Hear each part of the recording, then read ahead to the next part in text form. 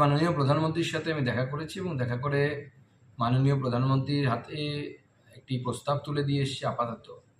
যে একটি প্রেজেন্টেশন তুলে দিয়ে এসেছি যাতে নর্থ ইস্টের সাথে উত্তরবঙ্গের সিমিলারিটি কী কী আছে এবং তার ফলে উত্তরবঙ্গকে নর্থ ইস্টের অন্তর্ভুক্ত করা যেতে পারে, এই ধরনের প্রপোজাল আমি মাননীয় প্রধানমন্ত্রীকে দিয়েছি। এবার মাননীয় প্রধানমন্ত্রী তার বিচার করবেন এবং আগামী দিনে যদি নর্থ ইস্টের সাথে উত্তরবঙ্গ যুক্ত হয়, উত্তরবঙ্গ পশ্চিমবঙ্গের অংশ হিসেবে নর্থ ইস্টের সাথে যদি যায়, তাহলে পরে স্বাভাবিকভাবেই উত্তরবঙ্গে কেন্দ্রীয় যে প্রকল্পগুলো আছে সেই প্রকল্পের টাকা অনেক বেশি পরিমাণে পাওয়া যাবে এবং তার সাথে সাথে